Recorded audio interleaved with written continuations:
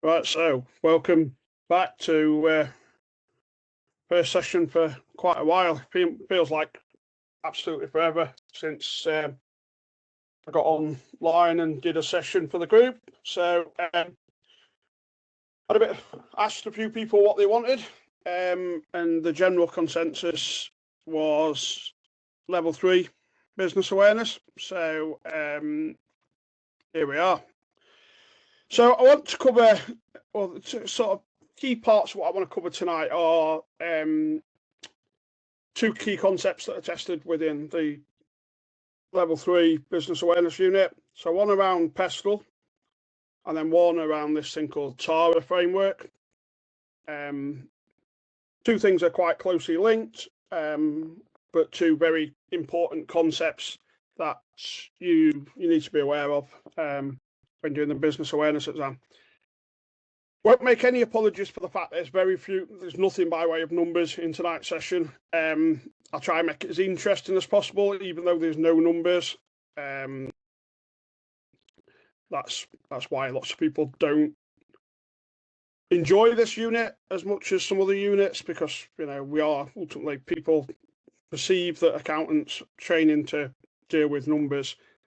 Whilst that's true, there is a whole other part of the role as well, understanding business structures, legal frameworks, all that sort of thing. A lot of that's covered within business awareness, as well as that world of ethics, which I'm not going to touch on tonight. I'm not going to go into ethics tonight, but we can do that in another session at some point. So, overall objectives, we've got about an hour.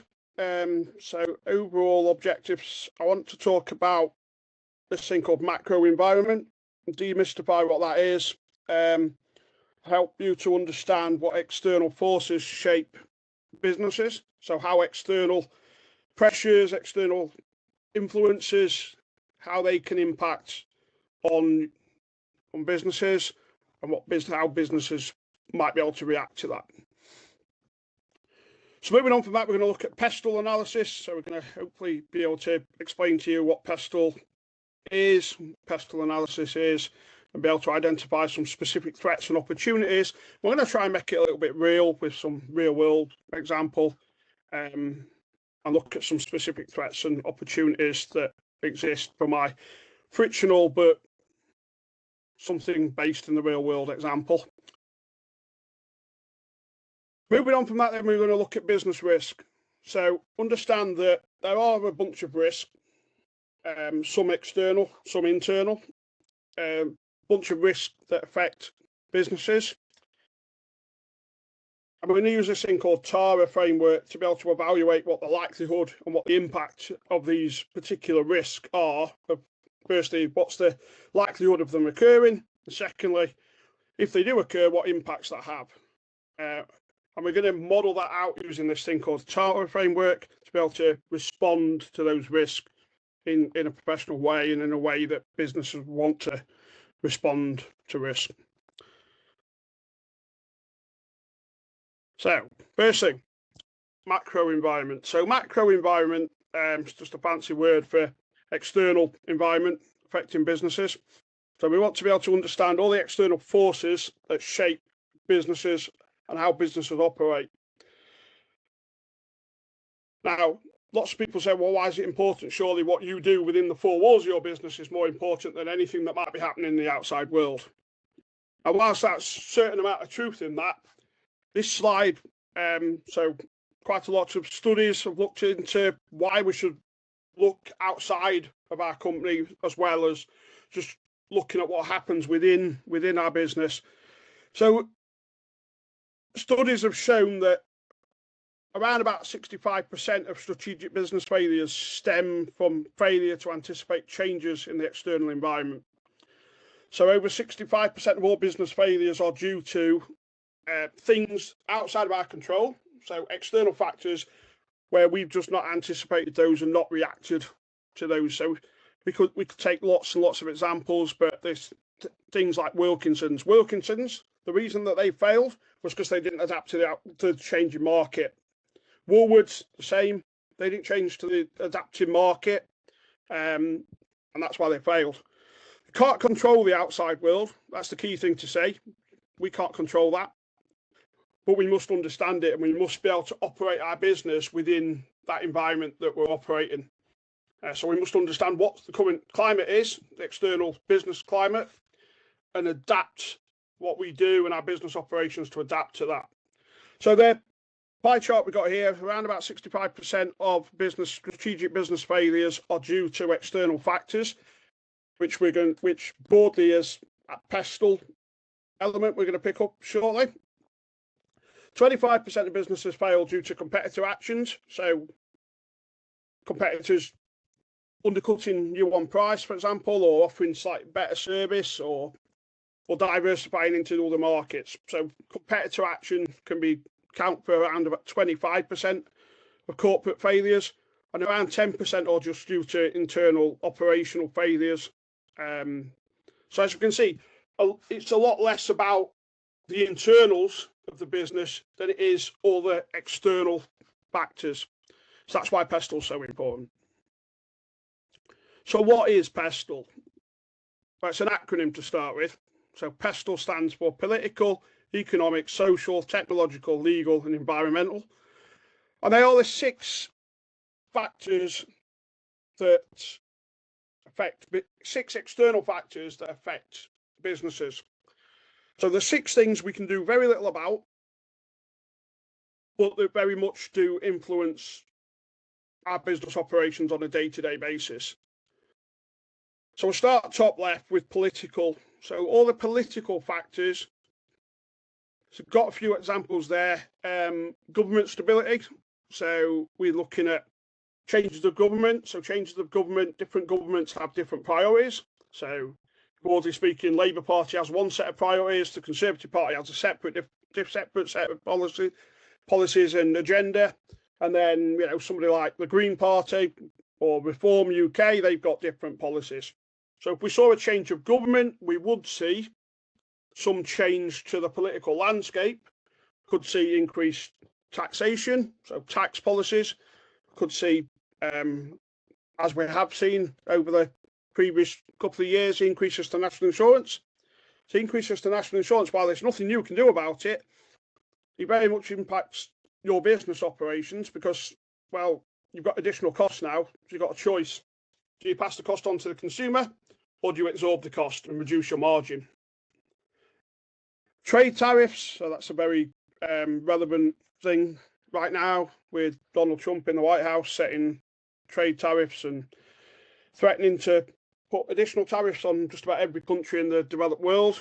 Again, there's not a lot that you and I can do about that, but it very much impacts business operations. It's going to have import duties, tariffs, and it affects the cost of trading, doesn't it? And then funding grants. So if we imagine, so lots of businesses, lots of small businesses get small business rate relief. So business rate relief. So business rates, a bit like council tax, but for businesses. And lots of small businesses get full rate relief. That's been in place for a number of years. But in theory, we could get another government tomorrow and they could scrap that. And then all of a sudden, the cost of all of these retail premises out on the high street and warehouses and offices, the cost of servicing those is just massively increased because we now got to pay rates. So broadly speaking, anything that's decided by the government, so anything that is a government decision, fits within that political PESTEL factor. So there's pretty much, a very wide range of things there, but anything that's a government decision, so anything that's an act of parliament, anything that requires government approval sits in that political factor. Next one then, economic. So economic factor, anything that affects your business economically. So inflation is a big one. So inflation is somewhat under control now. We did have rampant inflation in this country not that long ago, mostly driven by food prices. We're likely to see in the next Office for National Statistics inflation forecast, we're likely to see an increase in inflation probably caused by fuel price increases due to the war in Iran. that's likely to have a knock-on impact on UK inflation. Interest rates, so these two things are quite closely linked. So if we see high inflation, for example, yeah, we normally increase interest rates to stave off inflation. So inflation is the measure of how prices rise over time. Interest rates, the cost of borrowing. So if you increase the cost of borrowing, we can't spend as much. We don't have as much free money after we've paid our mortgage and such, and serviced our other debt obligations. So therefore, we can spend less, which will drive down inflation. So the two things are quite closely linked. Now, importantly, inflation is a political decision. Yeah. So, well, I'll say a political decision. The political decisions that affect inflation.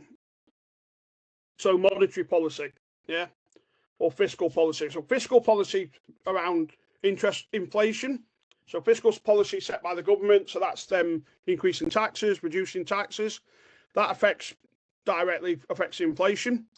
Interest rates in the UK are set by the central bank, so the Bank of England, so, an arm's length from the government. So the government do not directly control interest rates.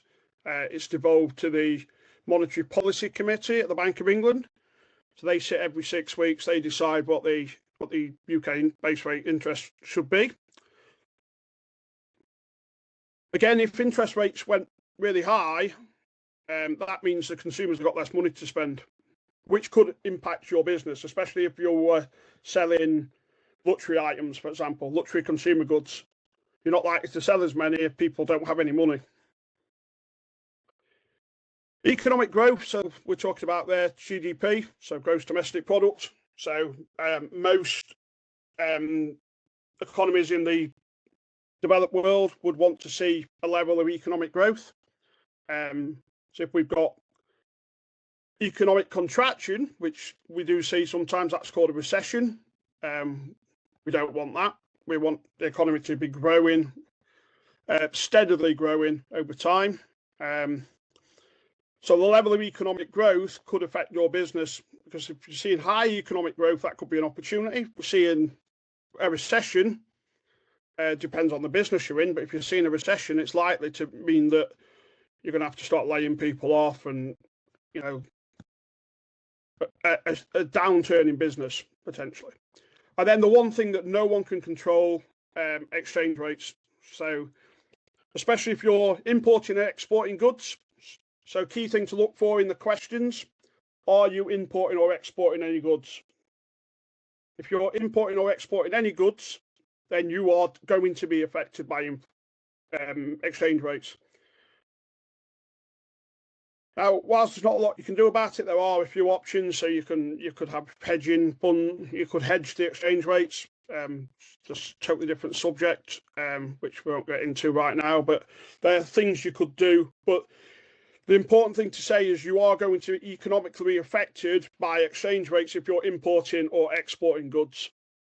Because the amount you could receive for them or the amount you've got to pay for your imports is an ever-changing number. The third of the PESTEL category is then social. Now, social can be split out into anything any sort of social related factors, but generally social demographics. So when I teach this in a classroom, I say Tesco's are very, very likely Tesco's have different goods in a Tesco's store in Knightsbridge than they do in inner city Sheffield, because they're servicing different clients. Yeah, Knightsbridge full of millionaires, Sheffield one of the most socially deprived areas in the country. You've got different people, different social backgrounds, and therefore they're going to want different products. So you might have a lot of Tesco's finest in Knightsbridge and not so much in Sheffield, for example. Cultural trends.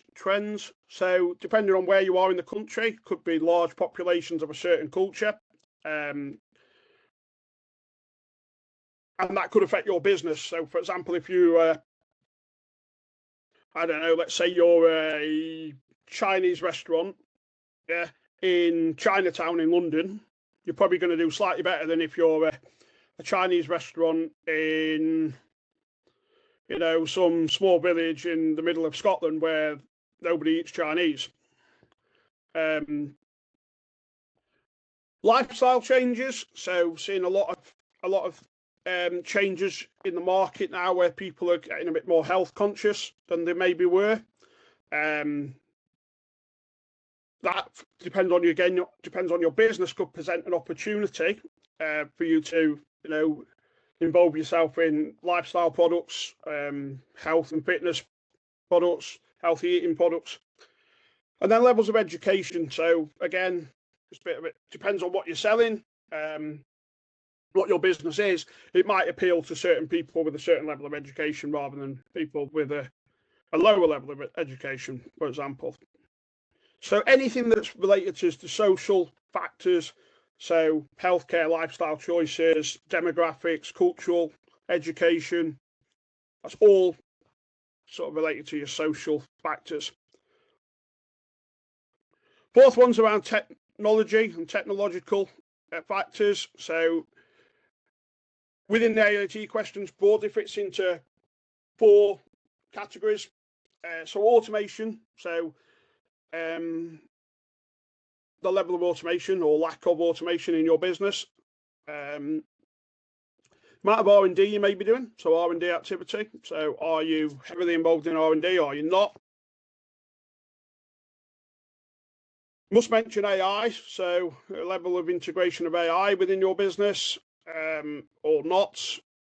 Could be that one of your competitors is using a high level of AI and you're not.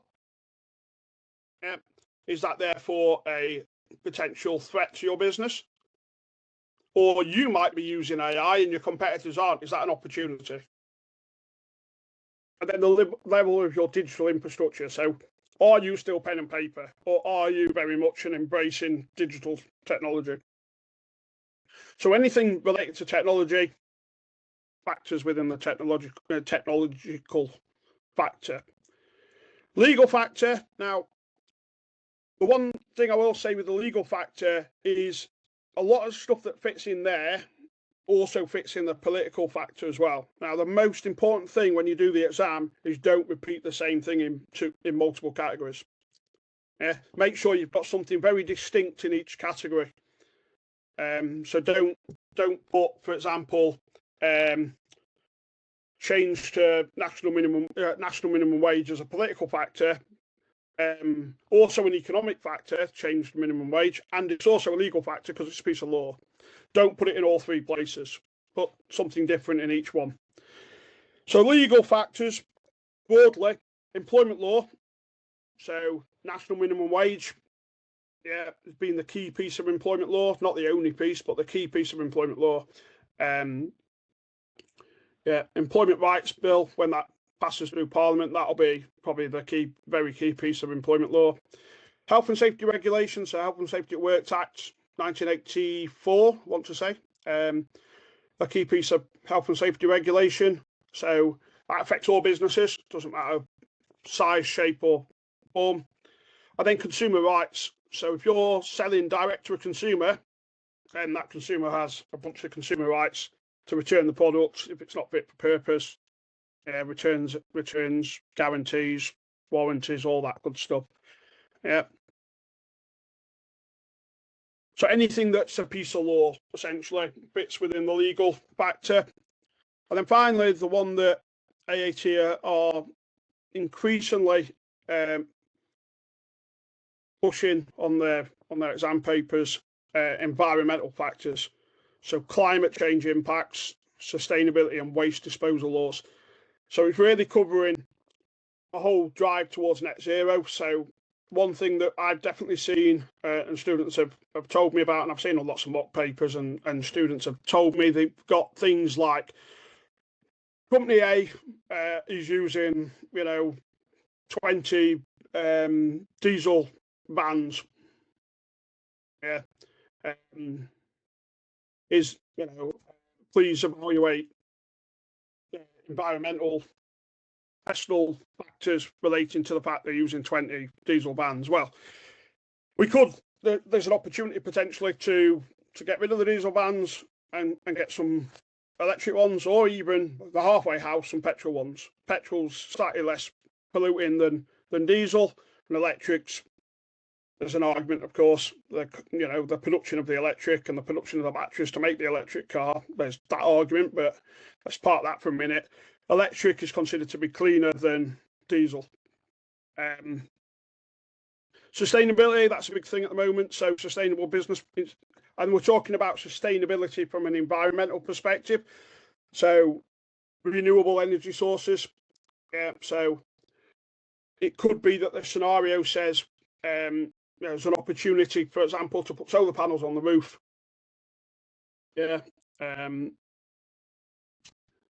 Use rainwater harvesting, for example, or something similar, some sustainable environmental impact. And then waste disposal laws, so making sure you dispose of your waste in a legal, efficient way. Don't just send it to landfill. So that's PESTEL. So I'm going to get you to do a little bit of 2-minute work. So I got a bit of a challenge here. So you can just whack some answers in the chat if you like. So, or speak them out, either or, I'm not bothered. So a new national sugar tax has just been introduced by the government to combat rising health issues. Which of the PESTEL factors, and it could be more than one, which PESTEL factors does that represent? And then is it a threat or an opportunity for a local bakery? So I'll give you a couple of minutes to have a think. The most important thing to say with this is not necessarily a right and wrong answer, because potentially it affects multiple categories, doesn't it? Yeah. So I'll give you a few minutes to type a few answers in the chat around what you might think, and then I'll go through a few that I prepared earlier. What I think, and I could be wrong, but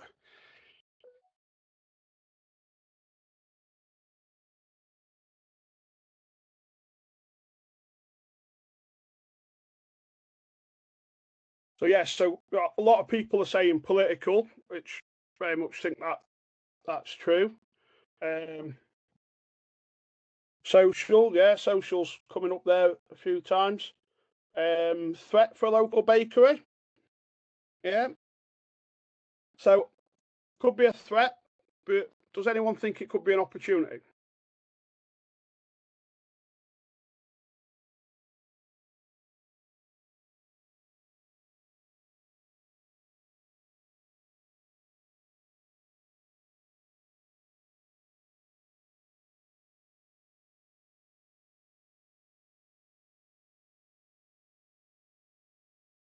Right, I'll go through a couple of what I've got then. I think most of you are on the right lines with saying political. Definitely a political.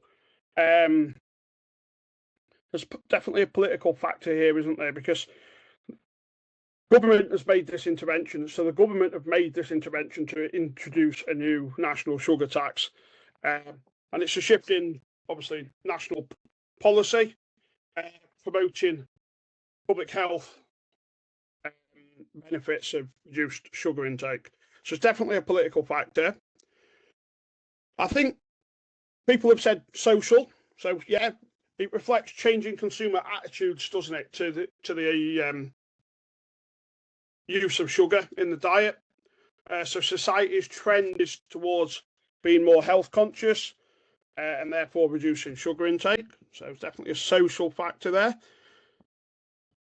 I think there is an economic factor as well, because I think whatever we have to do here, we're not going to put as much sugar in our products, are we? So we're either not going to put as much sugar in our products, and that might cost us an amount of money to do, or we're going to have to pay the sugar tax. Yeah, so there's a direct impact on pricing and profitability. We either face higher production costs from using an alternative to sugar. The reason we're using sugar is because it's cheaper than whatever the alternative is. And that's likely to lead to higher shelf prices, and then will consumers pay that? So there's an economic impact there. And then obviously if the national sugar tax is likely to be a piece of law, so when that becomes formal regulation, companies must comply with it. So you've very much got a legal factor related to this new piece of law. Second part of the question then, is it a threat or opportunity? So I think you can go either way with this. So it really depends on the situation, but I think some potential threats, you've got rising cost. Yeah. Because something that's got sugar in it, let's assume that we can't fix it, can't fix whatever product we're making, it's got to have sugar in it. Well, the cost of that's just gone up, hasn't it? Because we've got to pay sugar tax. So if we imagine something like a tin of Coca-Cola, standard full fat Coca-Cola has got sugar in it. Yeah. So we can take sugar out, but then that's Diet Coke. Yeah. So if we want full fat Coke, we're going to just have to pay sugar tax on it. So now the cost of full fat Coke has gone up. And if we're Coca-Cola, we've got two choices. You're absolutely right, Emma. Yeah, we've got two choices. Either we absorb the cost or we pass the cost on to the consumer. And with certain products, like Coke being a great example, the consumer will just pay whatever a bottle of Coke costs. Whatever it costs, consumers will pay it. There's some products where that's not the case. So it could be a potential threat because, you know, it depends on the product we're selling. We might not be able to charge the consumer anymore. We've now got a hit to margin. Another potential threat, price sensitivity. So we may risk losing consumers if we raise prices as a result of sugar tax. Yeah, so certainly for some products, we're not going to be able to raise the price. And if we do, we're going to lose consumers. So they're two potential threats. Obviously, there are others. In terms of opportunities, I think we do have an opportunity to innovate, develop some low sugar or naturally sweetened products. Yeah. And then we could position ourselves in a different way and say, well, you know, we are very much low sugar, naturally sweetened treats from natural sources, and therefore we might be able to charge a bit more because we are appealing to those health conscious consumers. So I think there is an opportunity there. And then connected to that, it's about brand differentiation. So we can differentiate our brand from the rest of the market by positioning ourselves as health conscious or artisan business and saying, well, we are different, you know, and have that very, you know, USP, unique selling point that makes us different from everyone else. So I think there is an opportunity there. Right, so that was PESTEL. Hopefully everyone's still awake. Second part of what I wanted to look at then was around the managing of risk. So we understand from PESTEL all of our various PESTEL factors and the things that the outside influences essentially that can affect our business. So all the things we can do very little about, in fact, nothing about, but very much do impact what we do day to day within our business. What I want to look at now is risk. So managing risk. So how do we handle the threats we've identified? Yep. And risk can come from two places. They can come from all that external environment, so the macro environment, but also from the micro environment. The micro environment being internal environment. So the managing of risk is how we handle the threats that we've identified and how do we, as a business, sleep at night knowing that we've managed the risk in some way. So the most important thing that I can say about risk is inherent in everything we do. Yeah. So there's two concepts. There's risk and there's uncertainty. Now risk can be quantified. Yeah. So we very much can say there is a risk of getting hit by a car. If you cross the road, there is a risk of getting hit by a car. It's a small risk if you take the right precautions, like look both ways, don't step out in the traffic if a car's coming, yeah, but there is still a risk that you could get hit by a car. That's very different because we can quantify that. Uncertainty, by its nature, it's uncertain, so we can't quantify it. We've no idea what's the chance of that happening, so we can't quantify it. Absolutely, slides at the end. Absolutely, yes, we do that. So moving on to look at risk then. And I've said risk is quantifiable, so we can quantify risk, we can identify risk, and then we need to work out what we're going to do to reduce risk to an acceptable level. So that's the key thing, reducing the risk to a level that's acceptable to us as a business. So risk. So once we've identified all our external threats using PESTEL, we can't just ignore them. Because what was the point? What's the point of spending the time identifying all these PESTEL threats if we're just going to do nothing about them? So we need to evaluate them and then manage the risk. So broadly speaking, what is business risk? Business risk, the probability that an event will occur and adversely affect the achievement of our business objectives. So every business has an objective. The primary objective of most businesses, certainly profit-making businesses, is to increase shareholder wealth. Yeah?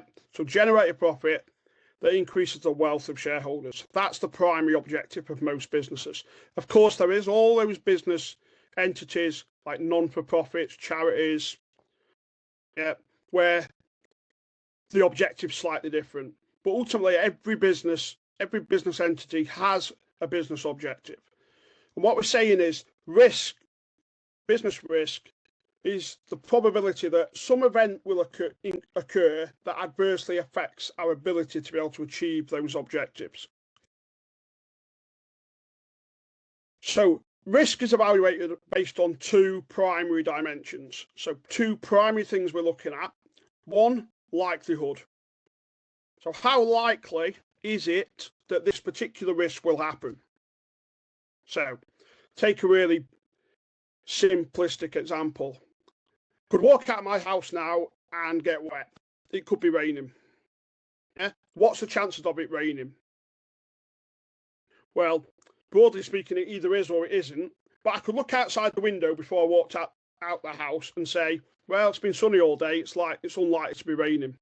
Or it's been raining all day, so very likely to be raining. Yeah, about 80% chance of it raining. Yeah, in Sheffield, definitely.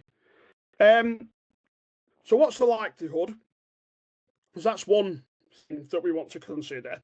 The second thing we want to consider is what's the impact. So if it is raining when I step out the front door, I'm getting wet. Yeah.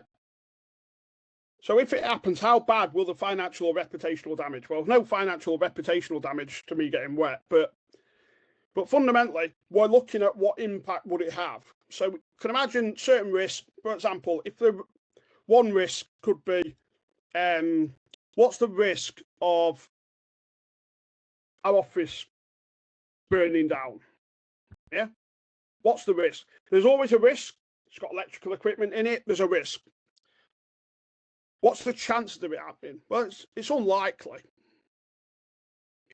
You know, it's unlikely that our businesses, our offices are just going to internally combust and set themselves on fire. It can happen, of course it can, but it's unlikely to happen. However, what's the impact? If it does happen, we can't do any business, can we? We don't have a premises from which to operate our business anymore. So how bad would the big financial impact there? Reputational damage, probably not so much, but definitely a big financial impact. So what we use this model known as a TARA framework to be able to assess the likelihood and impact on a matrix. So I've got a little picture on the right hand side and some words on the left. So we'll look at the little picture to start with. So from left to right across the bottom, we've got, well, across the bottom axis, we've got impact, and then top to bottom, we've got probability, yeah, or likelihood, yeah. So what we're saying is that we can have low impact or high impact, and we can have low probability and high probability. Now, we very much want to avoid the top right corner. So top right corner, high probability of occurring, high impact if it does. So we don't want to be doing that. Yeah. So one example could be business A is considering investing in a business in China. However, if it the last 10 competitors who have done this have all gone bust. Yeah. So the impact, business disappears, probability quite high because the last 10 businesses that did the same thing, they all went bust. Well, you're probably just not going to do it. Avoid it. Don't take the risk. Yeah. Top left corner. Yeah. So we've got high probability, low impact. We'd look to, therefore, reduce our exposure to the risk. So reduce the likelihood of it occurring. Yeah. I'll give some examples in a minute of exactly what you might be able to do that. Bottom right hand side, high impact, low probability. So this is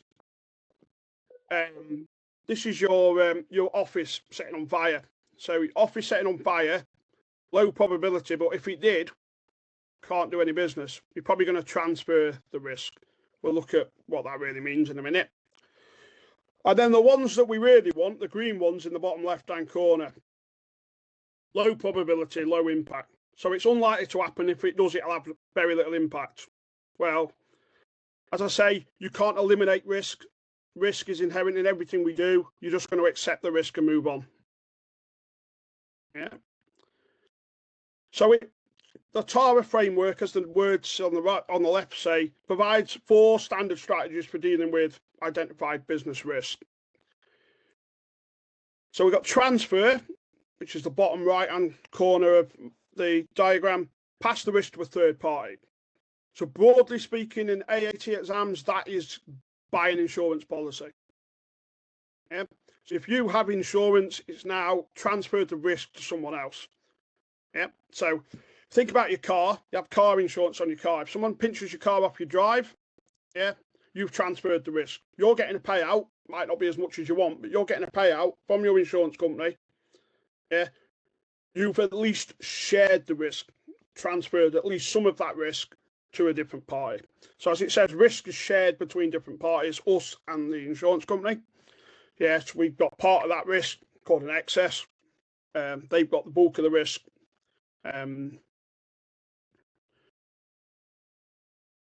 Second thing you want to do is, or might want to do, is avoid the risk.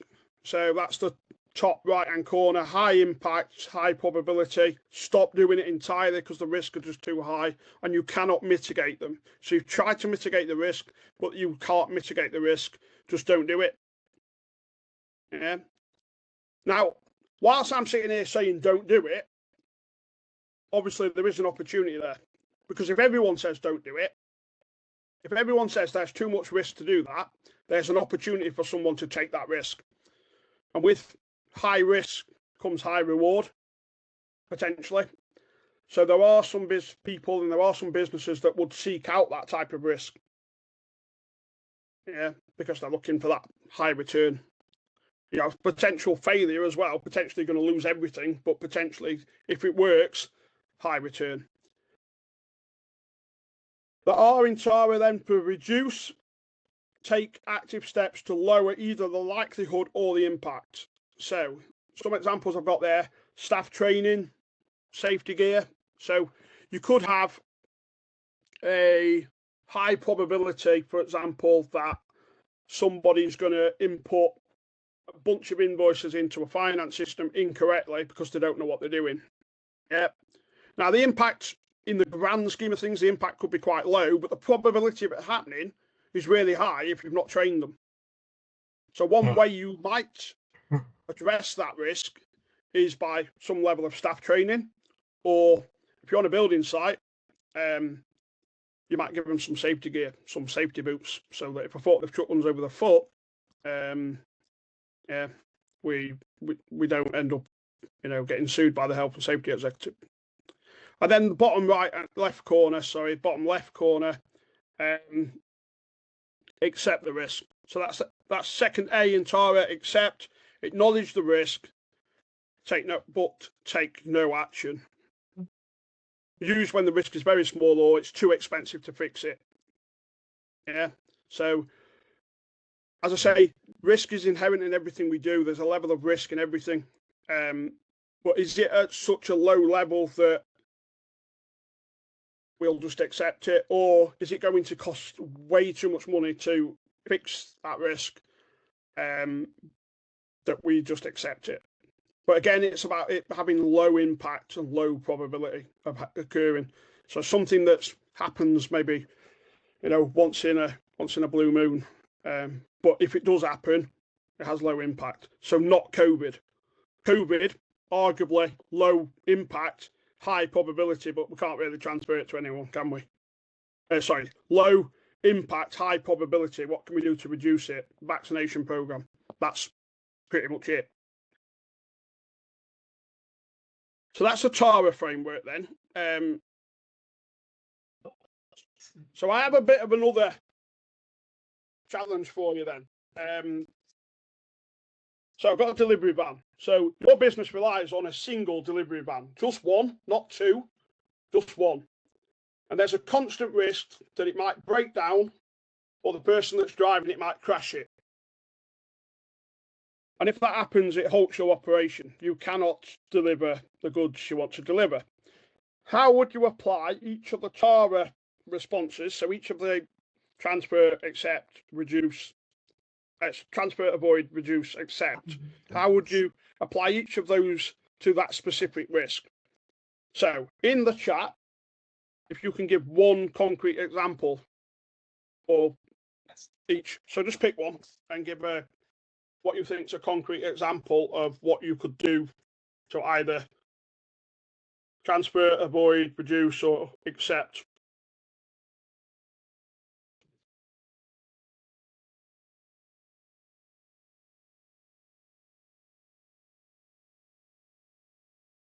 Yeah, so that's a really good example of Lowena. That's a really good example of transfer. So outsource to a delivery company.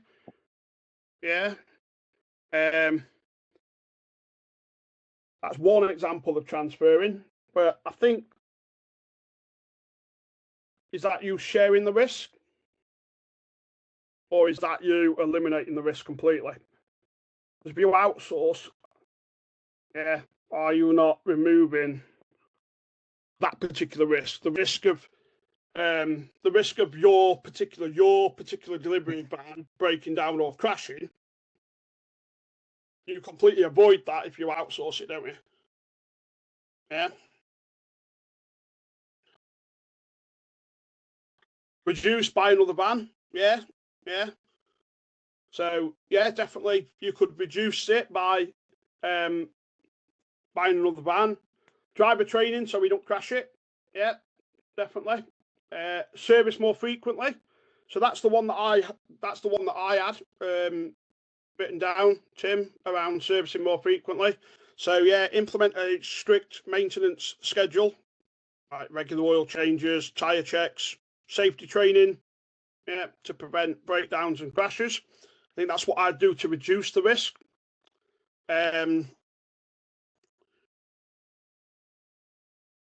Transferring the risk, for me, a comprehensive insurance policy that includes a guaranteed custody vehicle, so that if someone did crash this, yeah, and it was off the road, I'm guaranteed a custody vehicle and can carry on my operation. I think that's one of the things I'd do from a transfer perspective. Except by giving a bigger delivery time frame. Yes, one thing you could do. Definitely one thing you could do. I think the one thing I would say out in the business world, if you were accepting this risk, so I used to work for, I used to work for a company called NFT, Northern Food Transport, big chilled food distributor in the north of England. Used to deliver into most of the UK, large UK supermarkets. So what we did, we obviously had insurance on our large fleet of lorries. But what we also used to do is we used to have a emergency crash fund. So every week we used to stick a pot of money away into a crash fund. And therefore, if someone crashed it, we just accepted the risk that somebody might crash a vehicle. And if they did, rather than claim on insurance, unless it was a complete write-off of a vehicle, rather than claiming on insurance, like if they knocked a wing mirror off somebody's car, for example, like lorry drivers like to do, we'd just use some money out of that cash pot. So out of that pot of money. So we'd accept the risk and have an emergency cash fund to pay for urgent repairs, damage, rental van. Yeah, so that's one thing you could do. Lorraine, I like your idea as well. Employ a mechanic. Yeah, that's one thing you could do to mitigate the risk.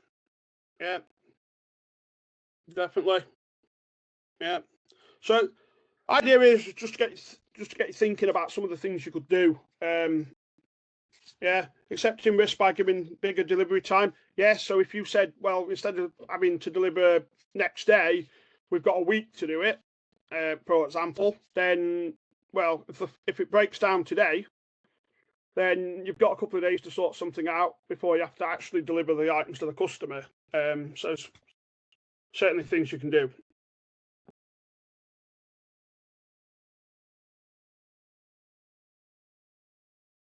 So trying to tie it all back together then. So it is a continuous cycle of identifying, assessing, responding, reviewing, identifying, assessing, responding, reviewing. It's a continuous cycle. So the identifying is using PESTEL analysis to continually scan the external macro environment for any threats. So looking externally at what are the threats to my business. Yeah.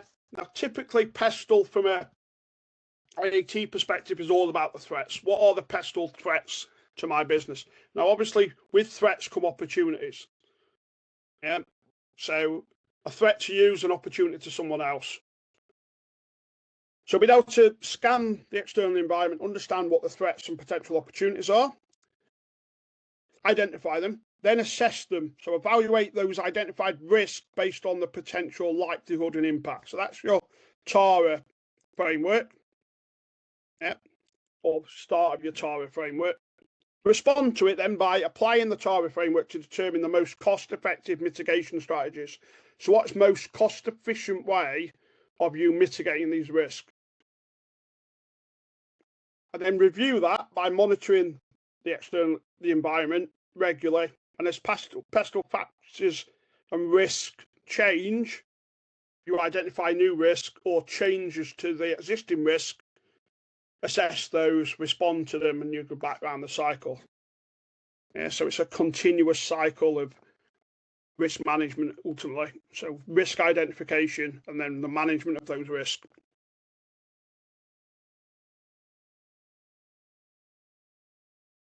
So I'm going to open it up for any questions that anyone has. So I want to thank you for your time as well. Thank you for participating. And yeah, any questions that anyone's got, feel free to either stick them in the chat, turn your camera on, speak out loud.